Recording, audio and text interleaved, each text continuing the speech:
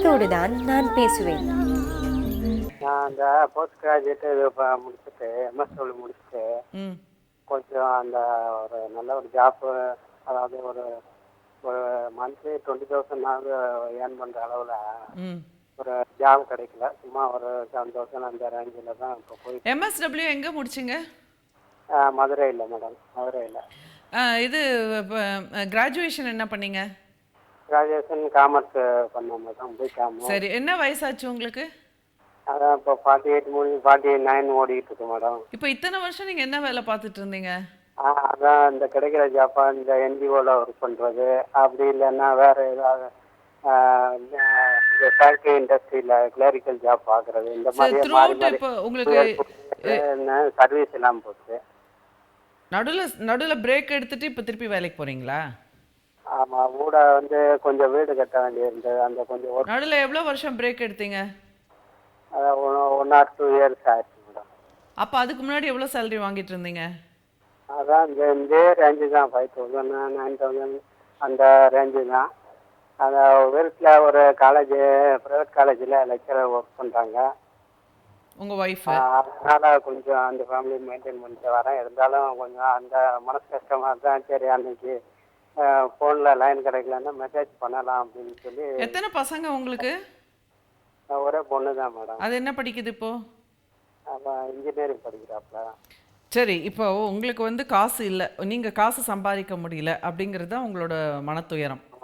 மனசு வருத்தமாக இருக்குது.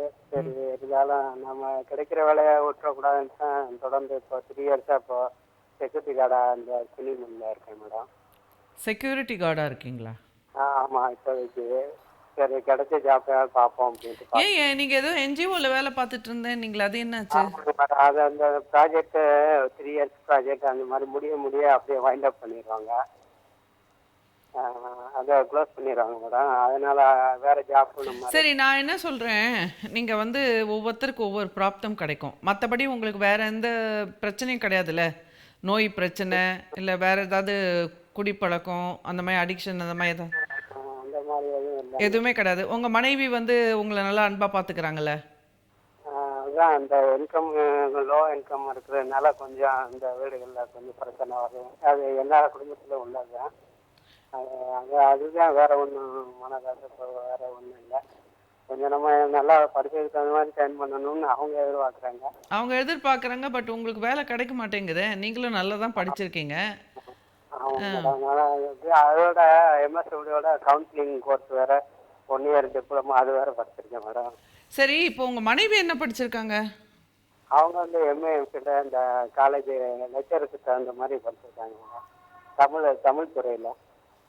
சரி, நீங்களும் வந்து அந்த மாதிரி வேற ஏதாவது ஒரு இது மாற்றி பாருங்க. அதோட படிக்கும்போது அது மேல் படிப்புக்கு படிக்கிறதுக்கு தோது இல்லாமல் அப்படியே ஜாப் டைரெக்டாக ஜாப் போக வேண்டியதாக போச்சு. அது ஃபேமிலி எங்கள் அப்பா அம்மா வந்து இவ்வளோதான் படிக்க வைக்க முடியும், அதுக்கப்புறம் உங்கள் வேலைக்கு போய் நீங்கள் ஸ்டாண்ட் பண்ணிக்கணும் அப்படின்ட்டாப்புல. கொஞ்சம் அப்படி இப்படின்னா இதாக தான் போயிட்டுருக்கு மேடம். வேற ஒன்றும் பிரச்சனை இல்லை. அதான் கொஞ்சம் ஏதோ காலங்கள் கடந்தால் கொஞ்சம் நல்லது நடக்கும்ட்டு அந்த காலம் 1 year ஆச்சுன்னா நல்லபடியாக வருவோம்னு ஒரு கான்ஃபிடன்ஸ். சரி, உங்கள் பொண்ணு உங்ககிட்ட அன்பாக இருக்காங்களா? அதான் அவங்க ஸ்டடீஸு அந்த இதில் கொஞ்சம் உள்ள அஃபெக்ஷன் இருக்குது. அது அவங்க ஸ்டடீஸு மட்டும் பார்த்துட்டு நல்லபடியாக ஸ்கோர் பண்ணி வந்துக்கிட்டு இருக்காப்புல மேடம். சரி, நீங்கள் என்ன பண்ணுங்க, பரவாயில்ல, நீங்கள் வந்து எவ்வளோ சம்பாதிக்கிறீங்களோ அதை அப்படியே முழுமையாக உங்கள் மனைவிகிட்ட கொடுத்துருங்க, சரிங்களா? அவங்கக்கிட்ட அன்பாக இருந்துக்குங்க. உங்கள் மனைவிக்கு கூட மூட நிறைய உதவி பண்ணுங்க, நிறைய உதவி பண்ணுங்க. அப்புறம் உங்கள் மகள்கிட்ட நல்ல அன்பாக நடந்துக்குங்க. காசு பணம் தான் முக்கியன்றது கிடையாது உலகத்தில், சரிங்களா? இப்போ உங்களுக்கு காசு பணத்தால் நீங்கள் மன நிறைவை கொடுக்க முடியலன்னு நீங்கள் ரொம்ப வருத்தப்படுறீங்க. அதாவது இது வந்து இது ஒரு நல்ல குணம். ஓகே, உங்களுக்கு வந்து மனைவிக்கு நிறைய சம்பாதிச்சு கொடுக்கணும், பொண்ணுக்கு நல்லா கவனிச்சுக்கணுன்ற ஒரு ஆதங்கம் இருக்குது. பரவாயில்ல, நீங்கள் அன்பை கொடுங்க. ஓகே, உங்களால் இவ்வளோ தான் சம்பாதிக்கணும், எனக்கு 6,000 ரூபாய் தான் சம்பாதிக்க முடியும், பரவாயில்ல, ஒரு ஃபுல் ஸ்டாப் வச்சுருங்க, போராடாதீங்க. இனிமேல் அதை துரத்தி பிடிக்காதீங்க. ஏன்னா 48 வயசாகிடுச்சு, இத்தனை நாள் முடியாதது இனிமேல் வரணும்னு கிடையாது. 6,000 ரூபாய் is a good money. Okay, அப்படி ஒன்றும் பேட் கிடையாது. ஸோ நீங்கள் பாட்டுக்கு உங்களுக்கு பிடிச்ச புத்தகங்கள் வாங்கி படிங்க. அது வந்து டைம் பாஸ் பண்ணுங்கள். உங்கள் மனைவிக்கு உதவியாக இருங்க. வீட்டில் நல்ல பொறுப்பாக இருந்துக்குங்க. லைஃப்பை கொஞ்சம் வேறு விதத்தில் நீங்கள் ஆன்மீகம் அது இது டைவர்ட் பண்ணிக்கங்க. ஸோ வேலையே அதை பற்றியே ரொம்ப நினச்சிட்டே இருக்காதீங்க. பரவாயில்ல, 6000 ரூபாய் சம்பளம் கிடைக்குது, போகிறோம், ஏதோ கடவுள் பரவாயில்ல, என் மனைவிக்கு நல்ல ஜாப் கொடுத்துருக்காங்க. எத்தனையோ பேர் வீட்டில் வந்து ரொம்ப பண கஷ்டம் இருக்குது, சரியா? ஏதோ உங்கள் வீட்டில் வந்து பரவாயில்லையே, உங்கள் மனைவிக்கு ஒரு நல்ல ஜாப் இருக்குது, உங்களுக்கு ஒரு 6000 ரூபாய் வருது, 2 பேரும் சேர்ந்தா ஒரு 20000 ரூபாய் வரும் இல்லை வீட்டுக்கு மொத்தமாக. அது போகிறோம், ஒரு குடும்பம் நடத்துறதுக்கு அது போகிறோம், சரியா? அந்த மனநிறைவை கொண்டு வந்துடுங்க. வேறு ஒன்றுமே பண்ண முடியாது. ஒரு ஃபுல் ஸ்டாப் வச்சுட்டிங்கனாலே போகிறோம். நீங்கள் அதை தாழ்மைப்படுத்திக்காதீங்க உங்களை பற்றி. என்னடா அது நமக்கு இவ்வளோ தானே வருதுன்னு தாழ்மைப்படுத்திக்காதீங்க. ஸோ எல்லாமே அப்படி தான் உலகத்தில் வந்து பார்த்திங்கன்னா, இப்போ சினிமா துறையில் பார்த்திங்கன்னா ஒரு சில பேர் உயிரை விட்டு நடிச்சிருப்பாங்க. நான் சில படங்கள் பார்க்கும்போது பார்ப்பேன், அந்த படங்கள்லாம் வந்து ரொம்ப நல்லா இருக்கும், ஆனால் ஓடாது. அதே மாதிரி சில ஆக்டர்ஸ் வந்து நல்லா நடிப்பாங்க, கடைசி வரைக்கும் அவங்க வந்து ஒரு ஆர்டிஸ்டாகவே இருப்பாங்க. ஆனால் சில பேர் ஒன்றுமே இருக்காது, அவங்க எங்கேயோ பல கோடிகள் போயிடும்.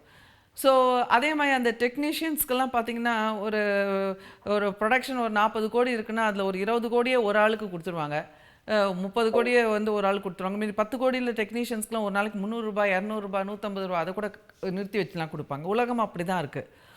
ஸோ அதனால் கடவுள் வந்து காசு சில பேருக்கு கொடுக்குறாரு, சில பேருக்கு வேறு விஷயங்கள் தராரு. ஸோ உங்களுக்கு வந்து மனநிறைவு கொடுக்குறாருன்னு நீங்கள் நினச்சிக்கோங்க. புரியுதா? கடவுள் வந்து உங்களுக்கு இந்த வாழ்க்கையில் உங்களை இந்த வாழ்க்கை பிறவி எடுத்து உங்களுக்கு வந்து இந்த பிறவியின் மூலமாக, இந்த பயணத்தின் மூலமாக உங்களை வந்து வாழ்க்கையில் ஒரு பெரிய ஃபிலாசபியை அவர் வந்து உணரத்துக்கு தான் இந்த அனுபவம் கொடுக்குறாரு. தட் இஸ் மனநிறைவை கொண்டு வந்துக்கணும்.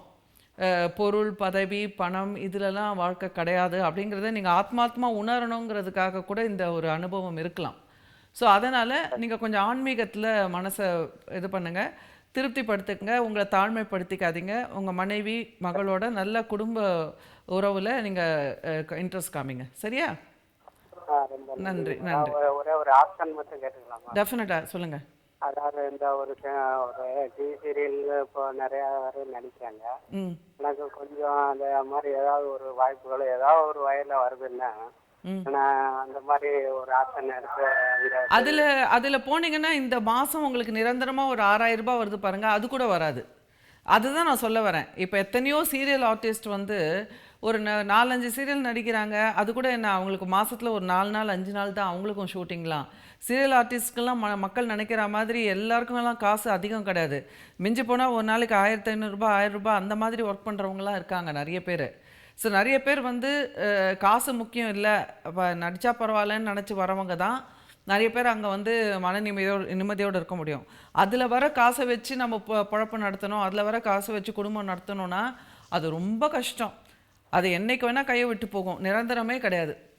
அதை வந்து அதனால் கையில் இருக்கிறத விட்டுட்டு பறக்கிறதுக்கு ஆசைப்பட்டு இருக்கிற இதையும் விட்டுறாதீங்கன்னு நான் சொல்கிறேன். அதுவும் இல்லாமல் அதெல்லாம் ரொம்ப கடுமையான வேலை, நம்ம நினைக்கிற மாதிரி கிடையாது. இப்போ கடுமையான உழைப்பு மட்டும் கிடையாது, ரொம்ப ஒரு மாதிரி ரொம்ப பாஸிங் பண்ணுவாங்க. அங்கெல்லாம் வந்து ஹீரோ ஹீரோயின் அந்த முக்கியமான ஆர்டிஸ்ட் தவிர மற்றவங்க எல்லாருமே வந்து பியூன் மாதிரி தான். ஸோ அதெல்லாம் எதுக்கு தேவை நம்மளுக்கு? நம்ம பாட்டுக்கு நிம்மதியாக நம்ம வாழ்க்கையை வாழ்ந்துட்டு போகிறது நல்லது.